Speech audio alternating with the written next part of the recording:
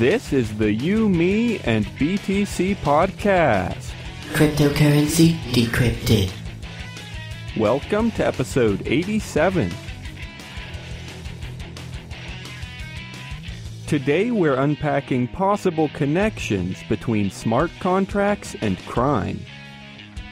Some have argued that smart contracts will make it much safer and more convenient for bad actors to commission and commit all sorts of crimes. In a certain sense, we agree, but we also have plenty of reasons to believe that our world will not suddenly become overrun with murder and vandalism. Stay tuned for a complex but insightful discussion. Your hosts today are Tim Baker, John Stuart, and myself, Daniel Brown. Here we go.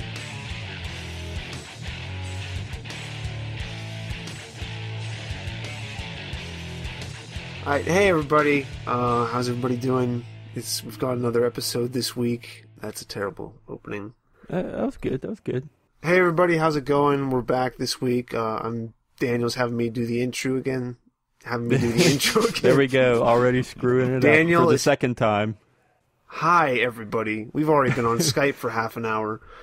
Hi Tim, everybody. I'm including all three of them. Okay, how's everybody doing? I'm back here doing the intro again because Daniel didn't feel like it, and I'm here with Daniel, as I just mentioned, I guess, and also John Stuart, so it's all three of us today. Yeah, wait, actually, that's a good point. Tim, you weren't here last week, so tell us how vacation was. Our vacation was good. The beach, I mean, it was nice. It didn't live up to the expectations, but it was good. What were your expectations? I don't know, man. There were just too many old people. What was your typical day? You just wake up and just go sit on the beach all day? No, it was normally wake up, then waste about 2 hours before getting to the beach. Not really for any purpose other than that we were all just very not committed to doing much of anything. But what is that a bad thing though? No, I mean I enjoyed it. I'm just saying that like the beach and the ocean, as far as I guess I didn't really have that high of expectations anyway. But it was just after the third day I was kind of just done with the water. I'd already almost drowned a few times in water that was only barely above my head because I kept on swallowing salt water. Kept getting sick. But no, I liked just laying out on the beach. It was nice in the sun, because then back here in Pittsburgh, I tend to just, on certain days, not even go outside at all, so it was good to get out. Yeah, it was fun. Good. Did you guys have fun without me on the podcast? Oh, obviously it was way yes. better. Yes. Clearly. Well, also, the other good thing for people today, you don't have to listen to Daniel make a pitch this beginning. We have some nice commercials coming later. What? What the heck? I've done like one in the past probably month or two or three. Evidently, I don't pay attention.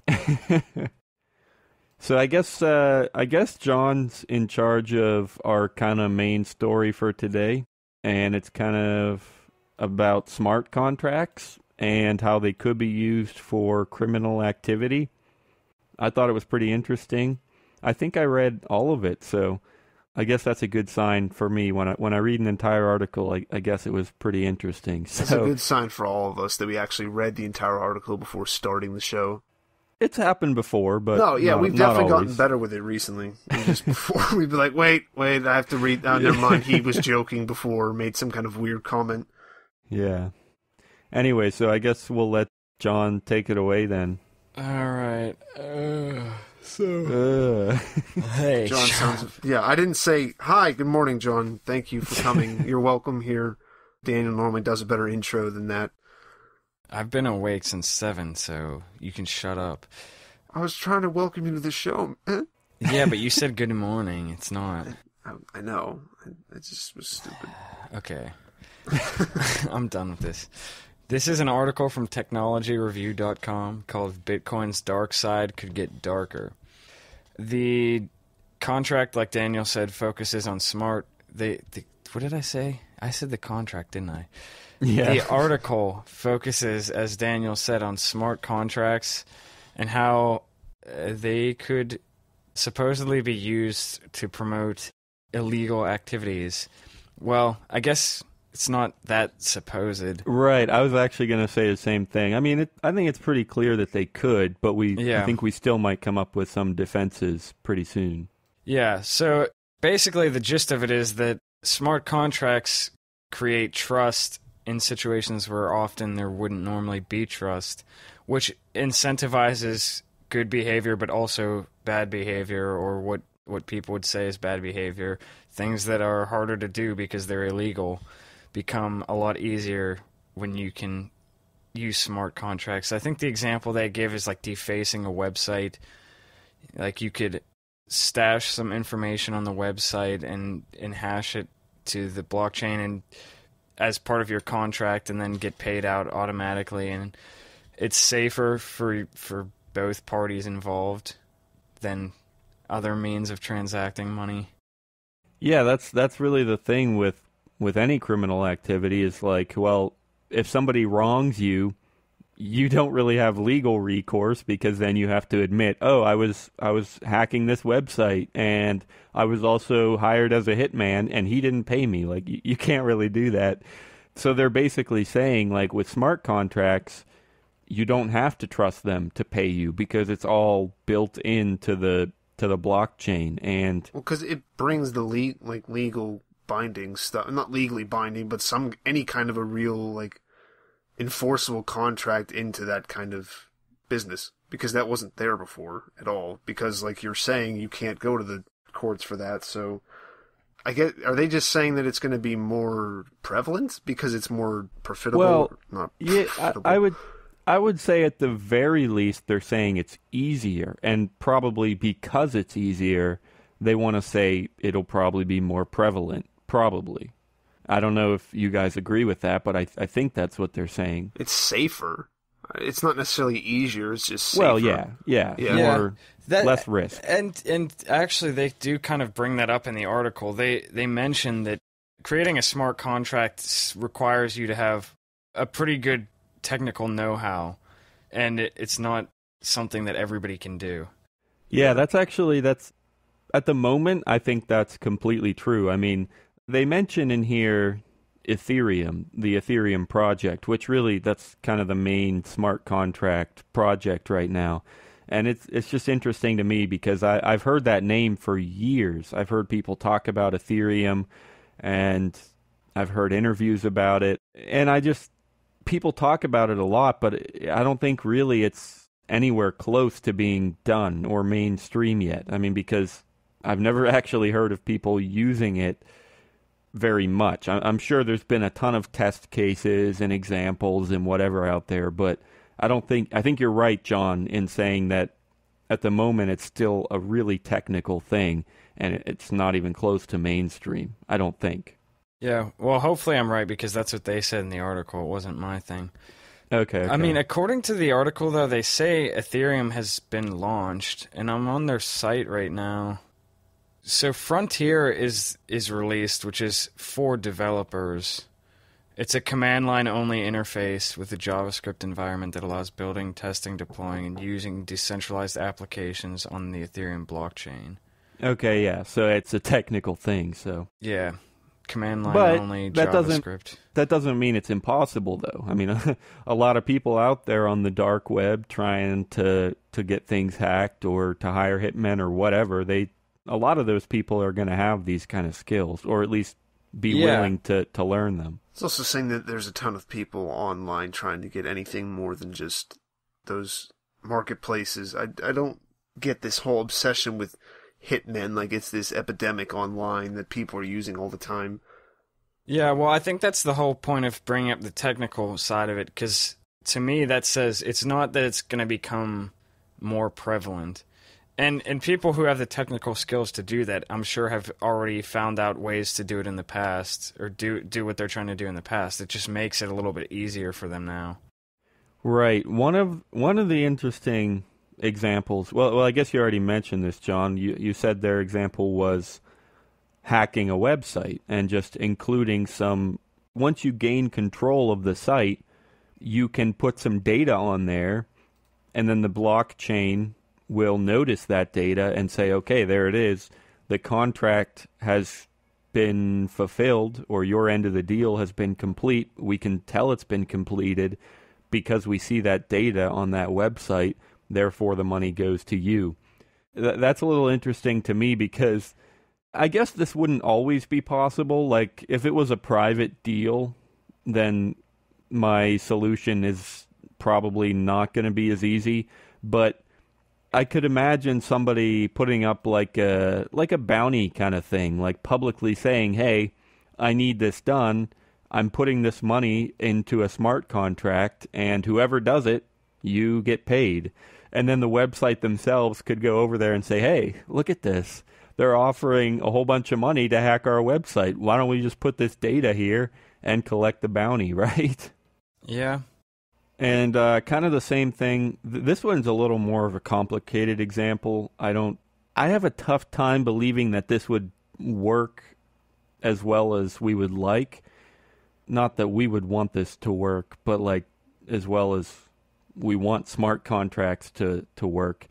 They also have the example with, I guess, just the Hitman example, which Tim doesn't like. But their idea is that if you did something like that, it says, I'll just read it, I guess. Most provocatively, they outline a version designed to arrange the assassination of a public figure.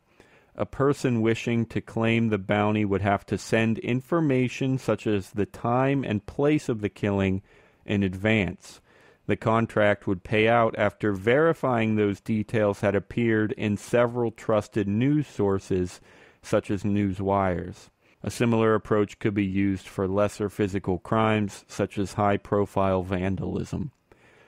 Do you guys think that would work? I mean, is it going to be that easy to just look at news sites and say for sure that, oh, this person definitely died at this time and at this place?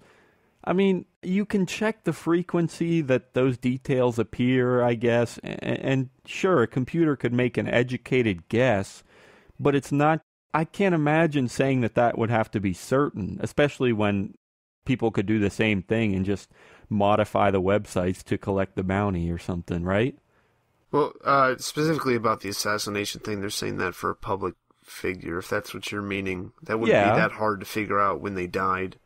And if but with certainty, though? I mean, a computer could look at that and see that it says, oh, Obama died in the White House on, I get what you mean. On this day, but there's going to be other details in that same article, and I mean, AI and stuff, it's coming a long way, but to me it just seems like even if you had really, really good AI or analysis or whatever, it seems hard to make anything like that certain, because they could say like, oh, Obama died in the White House on September 20th.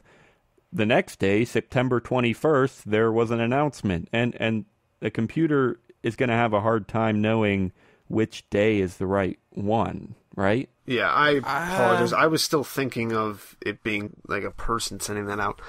I agree with you, Daniel. I don't think that a computer would be very well to do that, or do very well, but John might prove me wrong in the next sentence. But also, I don't see the point of how this makes it any easier to do this, or any more of a danger, I guess. Yeah, well, I'm going to say, first of all, that I'm not an expert in AI or anything like that, but just from things that I've heard, I mean, stuff that Google's working on and everything, I feel like it's not that far off that a computer could be able to do that. And not that it would be totally certain, but I can't imagine it being less certain than just somebody doing it by hearsay without a computer.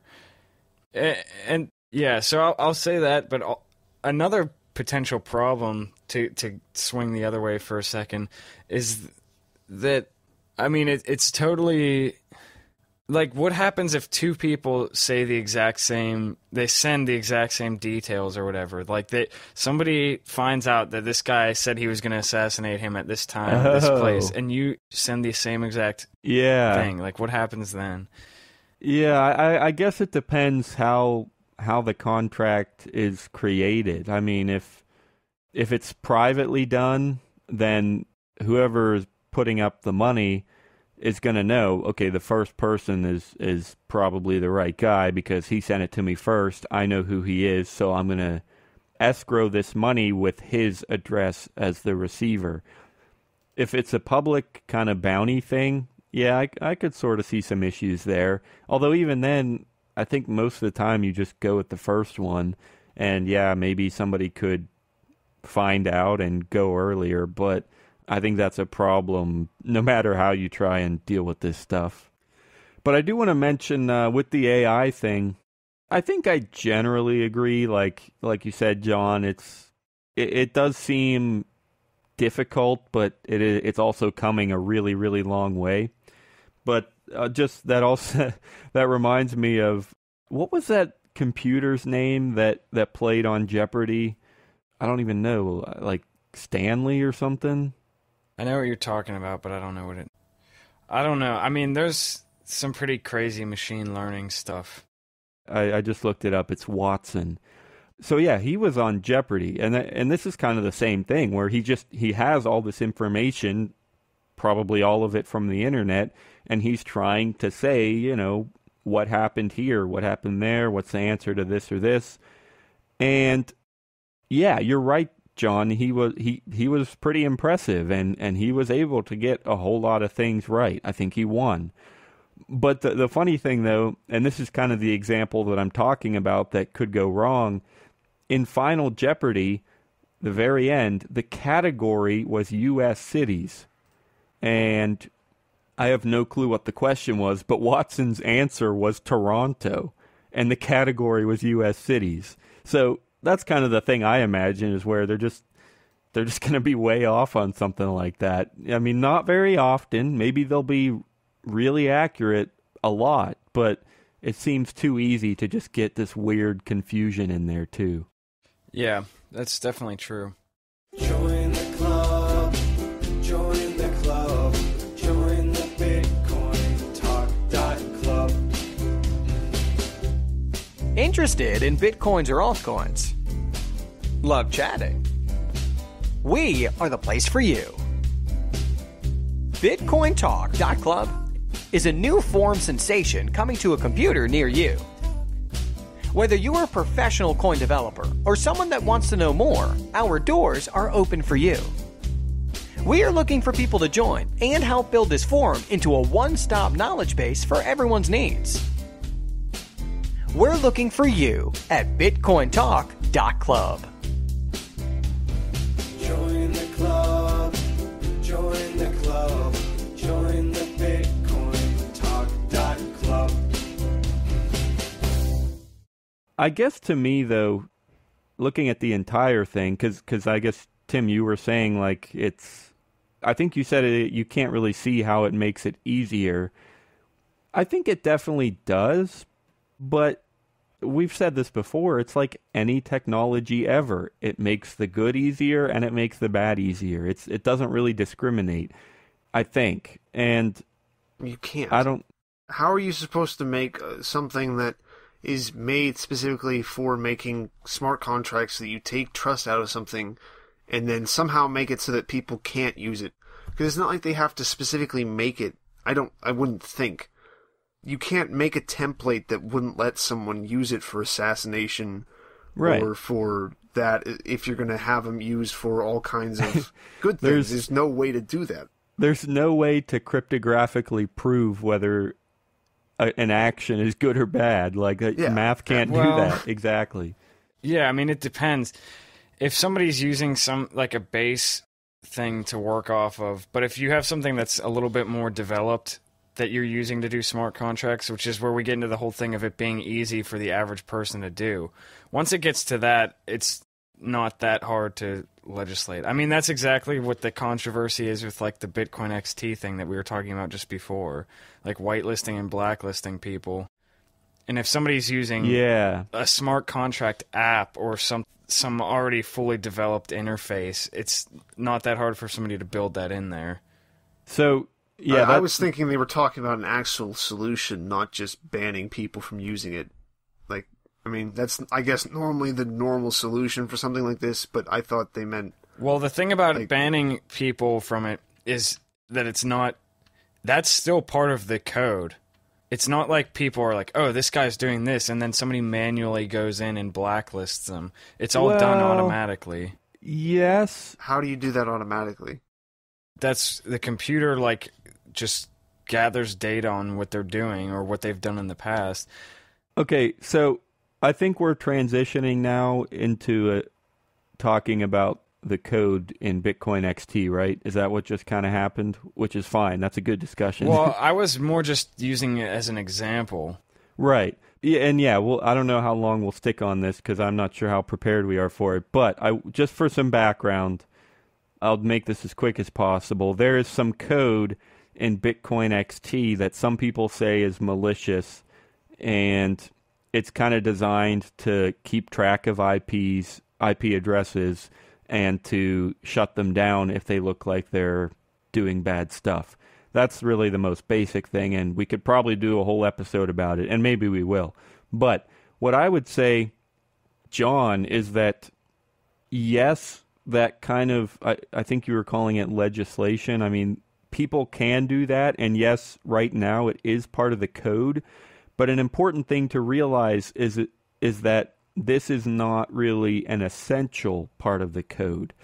People could take that code out and still be a completely legitimate node. None of the other nodes would know that they took that code out, really, and they would still be able to do everything they had done before. So, yeah, I mean, that's also exactly what I was saying about the smart contracts thing, is that you couldn't make every program that's designed to handle smart contracts legislate against things. But if we're talking about people who aren't developers or who can't set these things up themselves, they're going to have to be... That's what I was more saying, because, yeah, this is obviously... there's no way that you can make that an essential part of just a basic smart contract.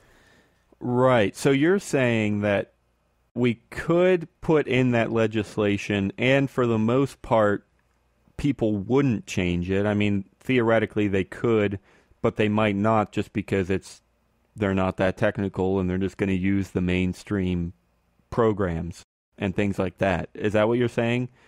So we could put that legislation in. It wouldn't be completely binding, but for the most part, people would use it. Yeah, and I guess the whole point of that argument that I'm making is that smart contracts can make things safer, but that doesn't necessarily make them more widespread. Yeah, and that's, I don't know. I think that's how we've been going on this for most of this. Right, but the thing is, if it is safer and less risky, why wouldn't it become more prevalent? I mean, because of exactly what I was saying. The majority of people aren't going to be able to, like, if they're just using some app that they downloaded from the Apple Store or something. That's the whole point of me bringing up the argument that if people are using an already developed version of smart contract software, you can legislate against it, and that's an argument for things not becoming more widespread necessarily. I know what you're saying, but I think this is bringing us back kind of full circle. We already touched on this, but I guess we didn't really finish it. To me, it seems like the people that actually want to do pretty serious criminal acts like this, they're not going to use if they have to download if they're willing to pay to do a pretty serious crime, I feel like they wouldn't use the App Store app that has special legislation. I feel like they would know better, and they would. You'd be surprised with some people, Daniel, but I'm sure that anyone who was ever going to get away with it in the first place, yes, would be doing it on completely off of not off of Apple. Would be doing it. Well, wouldn't that? I mean, the same thing though. Like, wouldn't that person also be doing it even if they couldn't have smart contracts? Yeah. But see, that's the thing. You don't think there are people out there who are like, I really want somebody else to commit this crime for me, or I'm able to commit these crimes and I'd love to get paid for them.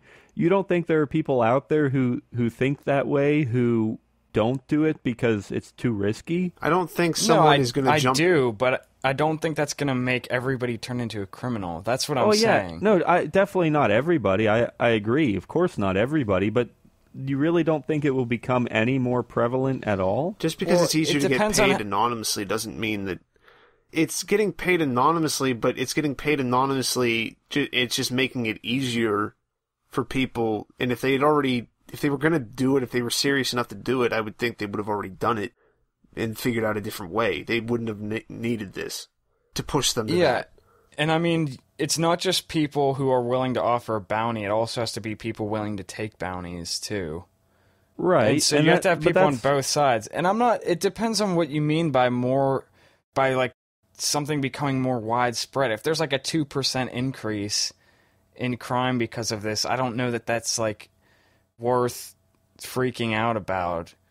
Yeah, any more than you're going to freak out about anything else that helps anyone, but also helps criminals do something a little bit easier. Because that's everything. Everything is like pretty much. Is like what? Say it one more time. It just keeps going back to the fact that if you make something better for everybody else, it has to go to criminals because criminals are people. Okay. And obviously not everything, like any kind of technology, but when you're facilitating trade or you're making any kind of a transaction easier, you're probably going to incur an increase in crime with something. Or not necessarily an increase, but people are going to use that instead. Possibly. It doesn't have to be, but there could be. Right. And it's also, it might be just as legitimate to say, not only can the good and the bad use them, but the good can use them to fight the bad. And in the end, I guess it does seem like there should be no change, maybe. Nobody ever helps the ugly. What? Yeah. I don't know. I mean, they compare it to file sharing. And yeah, I don't know, because file sharing did for a while. Well, I mean, I guess before that it wasn't really that much of an issue of people stealing music or whatever. So that did make that a lot more widespread. But I don't know that there's a one-to-one correlation between the two things. I'm not sure what it is, but it seems like there's something different. I don't really get how they make that comparison, though, because he kind of just says it does. He says that it does and that it could happen with this one. It's kind of a pointless thing to make, really. Hold on. I'm a little confused now. So are we kind of going back and forth here? Like, have we switched, or have you guys kind of switched your arguments at all then? So, no, I still think this is stupid. I think the difference is that, well, I mean, there's a lot of differences. For one, the smart contracts, it seems like, well, and they even bring this up in the article, what they think is interesting about it is that it makes it more easy to commit physical crimes, and that's not true of file sharing. Although I saw like a meme that was a Pirate Bay link for a torrent of a car, and it was like 5,000 terabytes or something like that. And they were like, they told me I couldn't steal a car or something. I don't know. It was, I don't know. It was some dumb meme, but it was funny at the time. Are you tired of Bitcoin dice and ready for something different? Try LuckyBit, the original falling coin game, at luckybee.it. It's the most exciting Bitcoin game on the web. You can bet on 5 different payout lines and win up to 999 times your bet. You can even use their faucet to get some free Bitcoin. Dice is boring. Play different at LuckyBit. Check it out at luckybee.it. Okay, I'm going to try and put this together, because I'll admit I'm still a little bit lost. But originally we were kind of saying, like, we didn't think that this kind of technology would affect the level of crime too seriously. And then we pointed to file sharing and music sharing, and we said, okay, well, in that case, it's pretty clear that technology really did kind of hurt the music industry. I mean, at least the way it was run back then, technology is and still was taking money away because of sharing and stuff. Yeah, but how does that at all relate to this? Yeah, that's what He doesn't make I it. was He just saying. says, just as file sharing found widespread authorized use and forced changes in the entertainment and tech industries, illicit activity enabled by Ethereum could change the world, he says. That has nothing besides just a passing cause and effect, like one thing caused another, so therefore it's like something else causing another. It doesn't have any connection beyond that, except that it's on the internet. That's the one comparison that there is between them is that it makes something easier for somebody to do. Yeah, we honestly, for the entire show, we've been struggling with metaphors, and it's mostly because Tim doesn't believe in them. But what are you talking? Really, I haven't said anything about your stupid metaphors this time. No, that's what you just did. They were comparing music sharing and these physical crimes. It's not a metaphor, though. That's not a metaphor. Well, okay, yeah, comparisons, whatever. That's a difference. And Tim, okay, now you won't even let me conflate metaphors and comparisons. So Tim is just... Anyway, I get that they're not the same, but I think you would have to argue that they're pretty similar. I mean, it's technology that makes crime, depending on how you define crime, but it's technology that makes actions X, Y, and Z easier. And all of a sudden, X, Y, and Z become way more common. It happened before because of technology. Why would it not happen now because of technology? I mean, I get there's kind of meta things where, well, maybe people aren't that interested in doing these crimes anyway, maybe, but the truth is it does make them easier, and I don't see how that doesn't relate to music sharing and where that got easier and all of a sudden it exploded. How does that not relate? Well, I mean, the one thing that I was saying is that file sharing is it's purely in the digital realm, and I guess the thing with the smart contracts is that it makes things in the physical realm, or that's what they are saying is the interesting implications of it, that it makes physical crimes easier. And if you're talking about digital crimes, Bitcoin already made that easier. I don't see like smart contracts really changing the ease of digital contracts or digital crimes that much. Okay, so you're saying Bitcoin alone should have been enough? If it was going to get any easier, then Bitcoin alone would have done it, and smart contracts aren't going to do it much more? Yeah, I mean, the thing is, you could say that Bitcoin already has done it, or that it's going to, or will continue to make like crimes, cyber crimes, more whatever. I guess that's maybe a good thing to say, that aside from just Bitcoin itself changing things, I don't know. I don't think that smart contracts are going to be the thing that opens the floodgates, maybe. I don't know. Maybe they will be. I think it's just less popular. I mean, file sharing has more of it doesn't cost anything. You don't have to put up a bounty for something. Not that you have to for smart contracts. But again, you could argue that I don't know how file sharing was, how easy it was back when it first started, but someone getting it, I'd imagine it was always easier for the person to get it than for the person to put it up. So a lot more people were able to just download. It's easier to do that, I think. Actually, yeah, that's a really good point. Than just make a weird, like, strange agreement across the internet that they don't really understand. I think the really important thing that you said there was also that it's free. File sharing is free. Yeah. Okay. And I think that's like a pretty big difference. Because when you can all of a sudden get something at no cost to either party, that's a lot different than doing something that's illegal that costs somebody money. Yeah. Ethereum in general, I don't think it's going to pick up as much as that because of it just being free. Not regardless if it's legal or not. It's just it doesn't have consequence to it as much for either party, no matter how little. But so that kind of brings me to what I was about to say anyway, and that's this. I'm not trying to argue that I think the floodgates will be open. I don't think that all of a sudden crime is going to be rampant because of stuff like this. But it's not because I think that there's going to be too many negatives in here, so I'll try to make this simpler. I'm not trying to say that the floodgates are going to just open up right away. But I still think this technology makes it easier and would encourage it a little bit the reason I don't think there's just going to be a ton of crime is more for the meta reasons, like I kind of mentioned earlier. The average dude is not trying to do that. I mean, he's incentivized to be relatively peaceful because that's how he can prosper. And I didn't want to get into that too much, and I still don't know if we should because it's really kind of philosophical stuff. And so, I don't know, it's a little harder to prove and to analyze and stuff. So, but my point is just that there are plenty of reasons that I don't think this is going to get very far in terms of crime. But still, I mean, at face value, when you just look at the technology, I still have a hard time imagining that it won't encourage it or help it to some extent.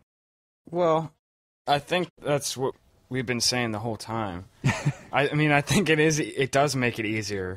Yeah. Yeah, I mean, I think we all agree on okay. that. We all agree that it makes it easier. Yeah, We're just arguing that if this being easier is really enough to make someone decide. Like, just because it's easier to... Yeah. I can't come up with an analogy there.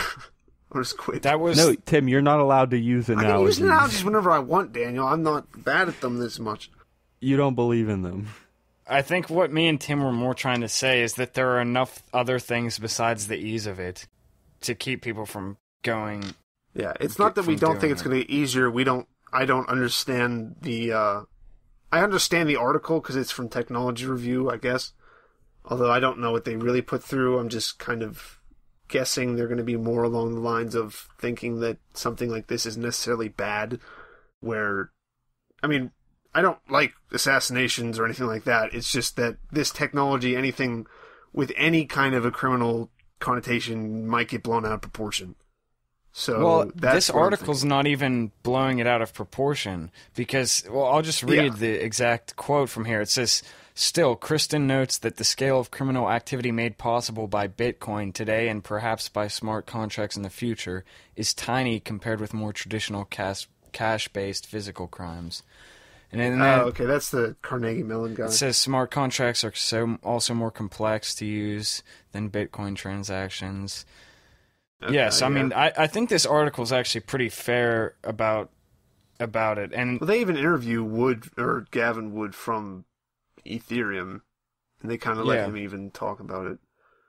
Yeah, no, this article doesn't seem like it's trying to say that Bitcoin is like so evil. I mean, the headline is a little bit clickbaity, but even the headline itself isn't that. Yeah, it's the dark side could get darker.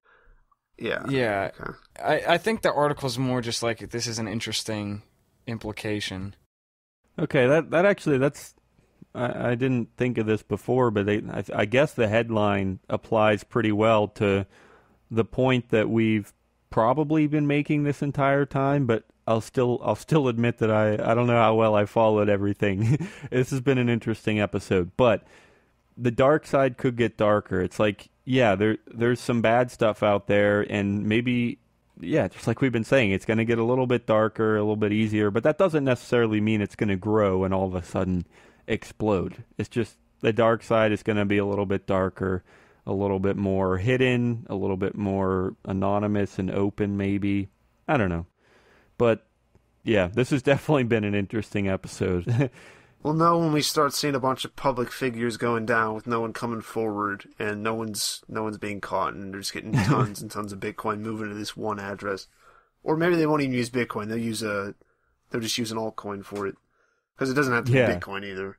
Yeah, maybe there'll be like pop-up altcoins, right? Like it's around for 2 or 3 months. You get to use it, cash out into the next pop-up altcoin. That's the perfect system to kill someone with. You just wait till it goes up the top, then you pay someone to kill someone with it, and they have no money at the end, and they're on the run. We better email Technology Review and have them say, like, write an article about how crime is going to get easier because of pop-up altcoins. Well, I wonder, like, if it has, I guess, just pump and dump if you schemes. committed a crime with a currency that like no longer exists, does anybody care anymore? What, money laundering with like Confederate dollars? Yeah, I know, that's what I'm saying. This is an interesting thing that will go into the future. I'm sure, Recycled all our with money, altcoins sir, and everything. what are we supposed to do with it now? Well, Wood kind of sums up what we kept on saying. He just says, the potential for Ethereum to alter aspects of society is of significant magnitude, says Wood. This is something that will provide a technical basis for all sorts of social changes, and I find that exciting. So he's basically saying what we have, that in his hope, it's going to change all kinds of different things. And if that includes crime, then that's kind of how we move forward in general. That's how it always is. See, this is why I've been confused this entire episode, because now I thought we were going to close with saying, like, yeah, it's not that big a deal. It's not going to change very much. I'm saying from the article that okay. is what we're saying is that even in his view, I guess Ethereum, the guy who's the head of it, okay, it might not create a change. That's in crime, it might not do anything at all. But if it does, it's not specifically aimed at crime, and you can't change it to not be aimed at crime unless you start getting it to where it's, like John was saying, it's on an iPhone, you can very easily legislate it. Or actually, as John said, you wouldn't necessarily have to do that, but you could if you wanted even more protection, I guess. Protection from all those evil people. I like those. I think these are more your words, Tim, than his, but you just said, like, it's not aimed at crime, but if it does affect crime, it'll affect everything else too. I like that. I think that's a decent summing up. Yeah, I think the gist is that it's gonna be like net neutral. Yeah, net neutral. Not that it's not gonna, not maybe not net neutral, but it's gonna be like a minimal net change. That doesn't mean that things, like in absolute terms, won't change a lot. Because they could. Yeah. Interesting stuff. Anyway, anything before we close? I guess we could call it. Have a good day, everybody, and don't just become a hacker just because it's easier to get paid. Yeah. It's a stupid life decision.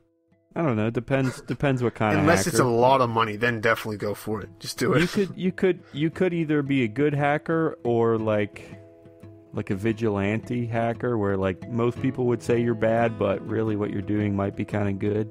Like, isn't that what that rapper? Didn't he used to hack like government websites? Oh, Whitey Cracker.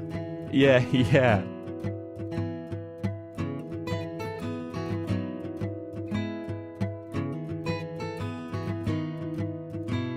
Thanks for listening to episode 87. All of the music in today's show was from John Stuart. Remember to check out this week's show notes at btc.com and leave us a comment. We'll see you next Thursday.